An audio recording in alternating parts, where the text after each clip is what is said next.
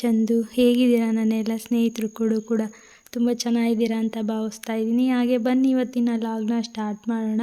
ಹಾಗೆ ಬಹಳ ದಿನಗಳೇ ಆಗೋಗಿತ್ತು ಲಾಗ್ನ ಮಾಡಿ. ಇವತ್ತು ಡೈಲಿ ಲಾಗ್ ಹಾಕ್ತಾಯಿದ್ದೀನಿ.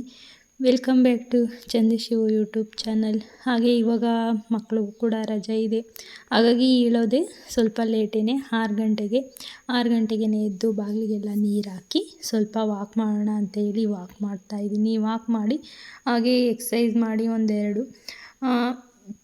ಇನ್ನು ಅಮ್ಮ ಅವರು ಕೂಡ ತಾತ ಅವರು ತೋಟದ ಹತ್ರ ಹೋಗಿ ಹಾಗೆ ವಾಕ್ ಮಾಡ್ಕೊಂಡು ಬಂದರು. ಅವರಿಗೆ ಸ್ವಲ್ಪ ಮಾರ್ನಿಂಗು ಬಿಸಿನೀರು ಕುಡಿತಾರೆ ಪೌಡ್ರ್ ಹಾಕ್ಕೊಂಡು. ಅವರಿಗೆ ಬಿಸಿನೀರನ್ನ ಮಾಡಿಕೊಟ್ಟು ನಮ್ಮನೆಯವ್ರಿಗೂ ಕೂಡ ಬಿಸಿನೀರನ್ನ ಎತ್ತಿಟ್ಟು ನನಗೆ ಹಾಲನ್ನ ಬಿಸಿ ಮಾಡ್ಕೊತಾ ಇದ್ದೀನಿ. ಮಗಳೇನು ಕಾಫಿ ಏನು ಕುಡಿಯೋದಿಲ್ಲ, ಹಾಗಾಗಿ ಅವಳಿಗೇನು ಮಾಡಲಿಲ್ಲ. ಇನ್ನು ಈಗಂತೂ ತುಂಬ ಸೆಕೆ. ಈ ವಾಕು ಎಕ್ಸಸೈಸ್ ಮಾಡಿದ್ರು ಇನ್ನೂ ಸೆಕೆ ಆಗ್ತಾ ಇರುತ್ತೆ. ಹಾಗೆ ಹೋಗಿ ಫಸ್ಟು ಸ್ನಾನ ಮುಗಿಸ್ಕೊಂಡು ಬಂದು ಇವತ್ತು ಗಂಜಿ ಮಾಡು ಅಂತ ಇದ್ದರು ಅಮ್ಮನೂ ಕೂಡ ಅವರು. ಹಾಗೆ ನಮಗೆ ಎಲ್ಲರಿಗೂ ಗಂಜಿನೇ ಮಾಡ್ಕೊತಾ ಇದ್ದೀನಿ. ಇವತ್ತು ಬ್ರೇಕ್ಫಾಸ್ಟ್ಗೆ ಇದೇನೆ ಸಿರಿಧಾನ್ಯಗಳದ್ದು. ಅಂದರೆ ಇದಕ್ಕೆ ನಾನು ಮೊದಲು ನೀರನ್ನು ಬಿಸಿ ಮಾಡಿಕೊಂಡು ಆನಂತರ ಹಿಟ್ಟನ್ನು ಕಲಸಿ ಹಾಕಿ ಗಂಜಿ ಮಾಡ್ಕೊತೀನಿ. ಸಿರಿಧಾನ್ಯಗಳು ಅಂದರೆ ಇದಕ್ಕೆ ನವಣೆ, ಜೋಳ ಮತ್ತು ಕೆಂಪು ಅಕ್ಕಿ ಎಲ್ಲ ಥರದ್ದು ಹಾಕಿದ್ದೀವಿ. ಒಂದು 7, 8, 9 ಥರದ್ದಿದೆ. ಅದನ್ನು ಗಂಜಿ ಮಾಡಿಕೊಂಡು ಹಾಗೆಯೇ ಅಡುಗೆನೂ ಕೂಡ ಮಾಡಿದೆ. ಇನ್ನು ಗಂಜಿ ಮಾಡಿಕೊಂಡು ಸ್ವಲ್ಪ ತಣ್ಣಗಾಗಿತ್ತು. ಇನ್ನು ಕುಡಿಬೇಕಾದ್ರೆ ಇದಕ್ಕೆ ಸ್ವಲ್ಪ ಮೊಸರನ್ನ ಹಾಕೀನಿ. ಬಿಸಿಲಿಗೆ ತಂಪು ಕೂಡ ಹೌದು. ಮೊಸರೆಲ್ಲ ಹಾಕ್ಕೊತೀವಲ್ಲ, ಈರುಳ್ಳಿ, ಹಾಗೆ ನಾನು ಇದಕ್ಕೆ ಸೌತೆಕಾಯಿನೂ ಕೂಡ ತುರಿದು ಹಾಕ್ಕೊಂಡಿದ್ದೀನಿ, ಕ್ಯಾರೆಟು, ಹಾಗೆ ಕೊತ್ತಂಬರಿ ಸೊಪ್ಪನ್ನು ಕೂಡ ಹಾಕ್ಕೊಂಡು ಇದಕ್ಕೆ ಸ್ವಲ್ಪ ಉಪ್ಪನ್ನು ಹಾಕ್ಕೊತೀನಿ. ಏನಕ್ಕೆ ಅಂದರೆ ಗಂಜಿ ಮಾಡಬೇಕಾದ್ರೇ ಸ್ವಲ್ಪ ಉಪ್ಪು ಹಾಕಿರ್ತೀವಿ. ಈಗ ಜಾಸ್ತಿ ಹಾಕ್ಕೊಂಡ್ರೆ ಉಪ್ಪಾಗ್ಬಿಡುತ್ತೆ. ಹಾಗಾಗಿ ಸ್ವಲ್ಪ ಉಪ್ಪನ್ನು ಹಾಕ್ಕೊಂಡು ಬೇಕಾದರೆ ಹಸಿಮೆಣ್ಸಿನ್ಕಾಯಿನೂ ಕೂಡ ಹಾಕ್ಕೊಬೋದು. ನಾನು ಇದಕ್ಕೆ ಹಸಿಮೆಣ್ಸಿನ್ಕಾಯಿನ ಹಾಕ್ಕೊಂಡಿಲ್ಲ, ಬಾಯಿಗೆ ಸಿಗುತ್ತೆ ಅಂತ ಹೇಳಿ. ಇದನ್ನು ಚೆನ್ನಾಗಿ ಮಿಕ್ಸ್ ಮಾಡಿಕೊಂಡ್ರೆ ಹೆಲ್ದಿಯಾಗಿರೋವಂಥ ರಾಗಿ ಗಂಜಿ ತಂಪಾಗಿರೋವಂಥದ್ದು ರೆಡಿಯಾಗಿದೆ. ಇವತ್ತಿನ ಬ್ರೇಕ್ಫಾಸ್ಟ್ ಇದೇನೆ. ಅಂದರೆ ಅವ್ರಿಗೂ ಕೂಡ ಗಂಜಿ, ನನಗೂ ಕೂಡ ಗಂಜಿನೇ. ಇನ್ನು ಮನೇಲಿ ಮಗಳು ಒಬ್ಬಳೇ ಇದ್ದಾಳೆ, ಮಗನೂ ಇಲ್ಲ, ರಜಕ್ಕೆ ಊರಿಗೆ ಹೋಗಿದ್ದಾನೆ. ಮಗಳು ಒಬ್ಳಿಗೇ ಇವತ್ತು ಉಪ್ಪಿಟ್ಟನ್ನು ಮಾಡಿಕೊಟ್ಟಿದ್ದೆ. ಹಾಗೆ ಡ್ರೈ ಫ್ರೂಟ್ಸ್ದು ಪೌಡ್ರು ಕೂಡ ಖಾಲಿಯಾಗಿತ್ತು ಹಾಲಿಗೆ ಹಾಕ್ಕೊಂಡು ಕುಡಿಯೋದಕ್ಕೆ. ನಾನು ಇಲ್ಲಿ ಎಳ್ಳು ಮತ್ತು ಬಾದಾಮಿ, ಡ್ರೈ ಫ್ರೂಟ್ಸು, ದ್ರಾಕ್ಷಿ ಇದನ್ನೆಲ್ಲ ಹುರಿದು ಪುಡಿ ಮಾಡ್ಕೊಳ್ಳೋಣ ಅಂತ ಇಟ್ಕೊಂಡಿದ್ದೀನಿ. ದ್ರಾಕ್ಷಿ, ಬಾದಾಮಿ ಹಾಗೂ ಡ್ರೈ ಖರ್ಜೂರ ಇದನ್ನು ತೊಳೆದು ಒಣಗಿಸಿ ನಂತರ ಪುಡಿ ಮಾಡ್ಕೊತಿದ್ದೀನಿ. ಹಾಗೆ ಬನ್ನಿ ಇವತ್ತಿನ ರೆಸಿಪಿ ಏನು ಅಂತ ನೋಡೋಣ. ಹಾಗೆ ಕ್ರಿಸ್ಪಿಯಾಗಿರೋವಂಥ ಮನೆಯಲ್ಲೇ ಮಾಡ್ಕೊಂಬಾಗಿರೋವಂಥ ಸ್ನ್ಯಾಕ್ಸ್ ರೆಸಿಪಿ ಇವತ್ತು. ಬನ್ನಿ ಹೇಗೆ ಮಾಡೋದು ಅಂತ ನೋಡೋಣ. ನಾನಿಲ್ಲಿ ಒಂದು 4 ಆಲೂಗೆಡ್ಡೆನ ತೊಗೊಂಡು ಅದನ್ನು ಚೆನ್ನಾಗಿ ತೊಳೆದು ಅದನ್ನು ಸಿಪ್ಪೆ ತೆಗಿತಾ ಇದ್ದೀನಿ.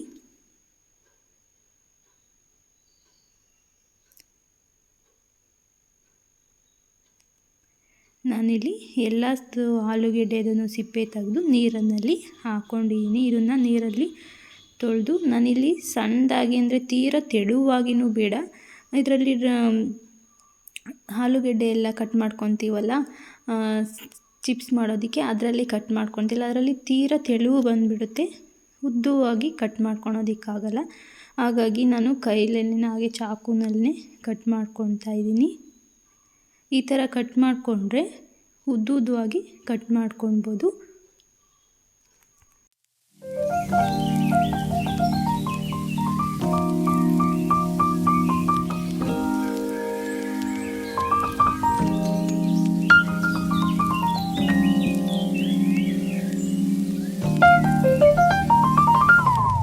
ಇದನ್ನು ದಪ್ಪವಾಗೂ ಕೂಡ ಕಟ್ ಮಾಡ್ಕೊಬಾರ್ದು. ಏನಕ್ಕೆ ಅಂದರೆ ದಪ್ಪ ಇರೋದ್ರಿಂದ ಇದು ಮೆತ್ತಗಾಗಿಬಿಡುತ್ತೆ ಎಣ್ಣೆಯಲ್ಲಿ ಫ್ರೈ ಮಾಡಿದಾಗ. ಹಾಗಾಗಿ ಇದನ್ನು ಒಂದು ಮೀಡಿಯಮ್ನಲ್ಲೇ ಕಟ್ ಮಾಡ್ಕೊಬಾರ್ದು. ತೆಳುನೂ ಇರಬಾರ್ದು ಜಾಸ್ತಿ.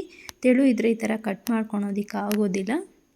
ನಾನು ಒಂದನ್ನು ಇದಕ್ಕೆ ಜೋಡಿಸ್ಕೊಂಡು ಈ ಥರ ಉದ್ದವಾಗಿ ಕಟ್ ಮಾಡ್ಕೊತಾ ಇದ್ದೀನಿ.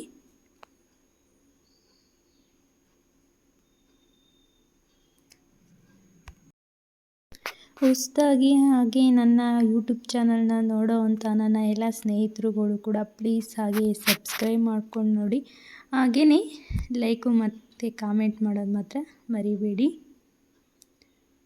ಹಾಗೆ ನಾವು ಆಲೂಗೆಡ್ಡೆನ ಎಲ್ಲದನ್ನು ಕೂಡ ಈ ರೀತಿ ಕಟ್ ಮಾಡ್ಕೊಳ್ಳೋಣ. ಈಗ ಕಟ್ ಮಾಡಿ ಆಯಿತು. ಇದನ್ನು ನಾವು ಚೆನ್ನಾಗಿ ತೊಳ್ಕೊಬೇಕು. ನಾನು ಮಾಡಿರೋ ರೀತಿಯೇ ಮಾಡಿದ್ರೆ ತುಂಬ ಕ್ರಿಸ್ಪಿಯಾಗಿ ತುಂಬ ಚೆನ್ನಾಗಿ ಬರುತ್ತೆ. ಈ ಎಲ್ಲ ಟಿಪ್ಸ್ಗಳನ್ನು ಕೂಡ ಫಾಲೋ ಮಾಡಬೇಕು. ಹಾಗೆಯೇ ಇದನ್ನು ಒಂದು 5-6 ಸಲ ನೀರಿನಲ್ಲಿ ಚೆನ್ನಾಗಿ ತೊಳಿಬೇಕು. ಇದರಲ್ಲಿ ಆಲೂಗೆಡ್ಡೆದು ರಸ ಎಲ್ಲ ಇರುತ್ತಲ್ಲ ಅದೆಲ್ಲ ಹೋಗಬೇಕು. ಮೆತ್ತಗೆ ಅಂಟ್ಕೊಳ್ತಾ ಇರುತ್ತೆ. ನೀರಿನಲ್ಲಿ ಇದನ್ನು ಒಂದು 5-6 ಸಲ ತೊಳೆಯೋದ್ರಿಂದ ಆ ಥರ ಅಂಟಾಗೋದಿಲ್ಲ.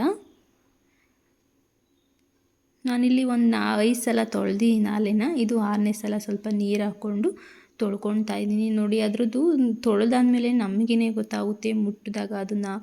ಹಾಗೆಯೇ ಎಷ್ಟು ಚೇಂಜಸ್ ಆಗಿರುತ್ತೆ ಅಂತ. ಇದರಲ್ಲಿ ಒಂದು ಸ್ವಲ್ಪನೂ ಕೂಡ ರಸ ಇರೋದಿಲ್ಲ. ಆಲೂಗೆಡ್ಡೆದು ತೊಳೆದಾಗೆಲ್ಲ ಹೋಗಿರುತ್ತೆ. ಆದ್ದರಿಂದನೇ ಕ್ರಿಸ್ಪಿಯಾಗಿ ಬರೋದು. ನಾನಿಲ್ಲಿ ಇದನ್ನು ನೀರನ್ನೆಲ್ಲ ತೆಗೆದು ಹಾಗೆಯೇ ಬಟ್ಟೆ ಮೇಲೆ ಒಣ ಹಾಕ್ತಾಯಿದ್ದೀನಿ. ಇದನ್ನ ಅಂದರೆ ಹಾಗೆಯೇ ನೀರೆಲ್ಲ ಆರ್ಕೊಳ್ಬೇಕು. ಬಿಸಿಲಿಗೆಲ್ಲ ಏನು ಹಾಕ್ತಾಯಿಲ್ಲ, ಒಳಗಡೆ ನೆರಳಿನಲ್ಲೇ ಹಾಕ್ತಾಯಿರೋದು. ಇದಕ್ಕೆ ಬೇಕಾದರೆ ಫ್ಯಾನ್ ಕೂಡ ಹಾಕ್ಕೊಬೋದು. ಬೇಗ ಫ್ಯಾನ್ ಅಡಿ ಹಾಕಿದ್ರೆ ಬೇಗನೂ ಕೂಡ ಆರ್ಕೊಳುತ್ತೆ ನೀರು. ನಾನು ಕೂಡ ಫ್ಯಾನ್ಗೆ ಒಂದು 10 ನಿಮಿಷ ಹಾಗೆಯೇ ಹಾಕಿದ್ದೆ ಫ್ಯಾನ್ ಅಡಿ. ಒಂದು 20 ನಿಮಿಷ ಹಾಗೆ ಬಿಟ್ಟಿದ್ದೆ ಇದನ್ನು. ಚೆನ್ನಾಗಿ ನೀರು ಒಂದು ಡ್ರಾಪ್ ಅಷ್ಟು ಕೂಡ ನೀರಿಲ್ಲ ಇದರಲ್ಲಿ, ಅಷ್ಟು ನೀರು ಹಾರ್ಕೊಂಡಿದೆ. ಈಗ ಇದನ್ನು ಒಂದು ಮೀಡಿಯಮ್ ಊರಿನಲ್ಲೇ ಇಟ್ಟು ಎಣ್ಣೆ ಬಿಸಿ ಮಾಡ್ಕೊಂಡಿದ್ದೆ. ಎಣ್ಣೆಗೆ ಹಾಕಿ ಇದನ್ನು ಫ್ರೈ ಮಾಡ್ಕೊತಾ ಇದ್ದೀನಿ. ಕಟ್ ಮಾಡ್ಕೊಳ್ಬೇಕಾದ್ರೂ ನೋಡ್ಕೊಂಡು ಕಟ್ ಮಾಡ್ಕೊಬೇಕು. ಹಾಗೆಯೇ ತೊಳಿಬೇಕಾದ್ರೂ ಚೆನ್ನಾಗಿ ತೊಳೆದು ಚೆನ್ನಾಗಿ ಆರಿಸಿ ನೀರನ್ನು, ಒಂದು ಹನಿ ನೀರು ಕೂಡ ಇರೋದಿಲ್ಲ, ಅಷ್ಟು ಚೆನ್ನಾಗಿ ಆರಿಸಿ ಹಾಕಿದ್ರೆ ಕ್ರಿಸ್ಪಿಯಾಗಿ ಚೆನ್ನಾಗಿ ಬರುತ್ತೆ.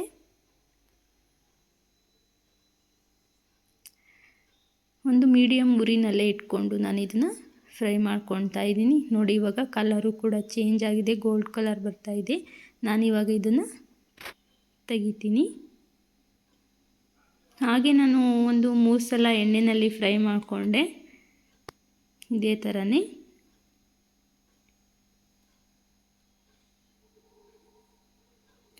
ತುಂಬ ಚೆನ್ನಾಗಿದೆ. ನೀವು ಕೂಡ ಒಂದು ಸಲ ಟ್ರೈ ಮಾಡಿ ನೋಡಿ. ಹಾಗೆಯೇ ಮಕ್ಕಳಿಗೂ ಕೂಡ ತುಂಬ ಇಷ್ಟ ಆಗುತ್ತೆ. ಇದನ್ನು ಸ್ನ್ಯಾಕ್ಸ್ ಆಗಿ ಮಾಡ್ಕೊಂಡ್ಬಿಟ್ಟು ಸೈಡ್ಸಿಗೆ ಎಲ್ಲ ಚೆನ್ನಾಗಿರುತ್ತೆ. ಸಂಜೆ ಹೊತ್ತು ಕಾಫಿ ಟೀ ಜೊತೆಗೆ ತಿನ್ನೋದಕ್ಕೆ. ಮಕ್ಕಳಂತೂ ಇವಾಗಂತೂ ರಜೆ ಇರೋದ್ರಿಂದ ಮನೆಯಲ್ಲೇ ಇರ್ತಾರೆ. ಏನಾದರೂ ಸ್ನ್ಯಾಕ್ಸ್ ಕೇಳ್ತಾ ಇರ್ತಾರೆ. ಹೆಲ್ದಿಯಾಗಿರೋವಂಥ ಸ್ನ್ಯಾಕ್ಸ್ನ ಮನೆಯಲ್ಲೇ ರೆಡಿ ಮಾಡಿ ಕೊಡ್ಬೋದು. ನಾನಿದನ್ನು ಇದಕ್ಕೆ ಸ್ವಲ್ಪ ಕಡಲೆ ಬೀಜನ ಫ್ರೈ ಮಾಡಿ ಹಾಕ್ತಾಯಿದ್ದೀನಿ. ಹಾಗೆ ಸ್ವಲ್ಪ ಕರಿಬೇವಿನ ಸೊಪ್ಪು, ಇದನ್ನು ಕೂಡ ಎಣ್ಣೆಯಲ್ಲಿ ಫ್ರೈ ಮಾಡಿ ಹಾಕ್ತಾಯಿದ್ದೀನಿ. ಹಾಗೆ ಇದಕ್ಕೆ ಉಪ್ಪು ಕೂಡ ಏನೂ ಹಾಕಿರಲಿಲ್ಲ. ತೊಳಿಬೇಕಾದರೂ ಕೂಡ ಉಪ್ಪಿನ ನೀರಲ್ಲಿ ಏನೂ ಕೂಡ ನೆನೆಸಿಲ್ಲ. ಹಾಗಾಗಿ ಇದಕ್ಕೆ ಇವಾಗ ಉಪ್ಪು ಮತ್ತು ಖಾರ ಎಲ್ಲ ಹಾಕ್ಕೊಳ್ಳೋಣ. ನಾನಿಲ್ಲಿ ಒಂದು ಸ್ವಲ್ಪ ಪೆಪ್ಪರ್ ಪೌಡರು, ಹಾಗೆ ಉಪ್ಪು, ಸ್ವಲ್ಪ ಅಚ್ಚ ಖಾರದ ಪುಡಿ, ಇಷ್ಟು ಮೂರನ್ನು ಕೂಡ ಚೆನ್ನಾಗಿ ಮಿಕ್ಸ್ ಮಾಡಿ ಇದಕ್ಕೆ ಹಾಕ್ತಾಯಿದ್ದೀನಿ.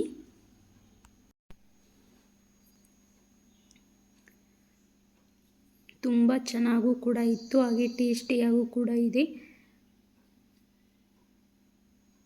ಇದನ್ನು ಇವಾಗ ನಾವು ಚೆನ್ನಾಗಿ ಮಿಕ್ಸ್ ಮಾಡೋಣ. ಉಪ್ಪು ಎಲ್ಲ ಹಾಕಿದ್ದೀವಲ್ಲ, ಚೆನ್ನಾಗಿ ಮಿಕ್ಸ್ ಮಾಡಿ ಈಗ ರೆಡಿ ಆಯಿತು.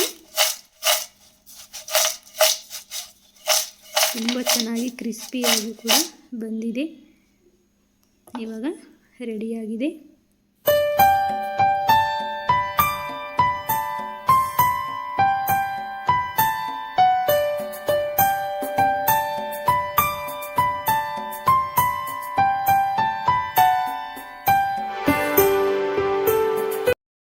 ವಿಡಿಯೋ ಇಷ್ಟ ಆಗಿದರೆ ಪ್ಲೀಸ್ ಒಂದು ಲೈಕ್ ಕೊಡಿ, ಹಾಗೆ ಕಾಮೆಂಟ್ ಮಾಡಿ. Thank you for watching. Bye, take care.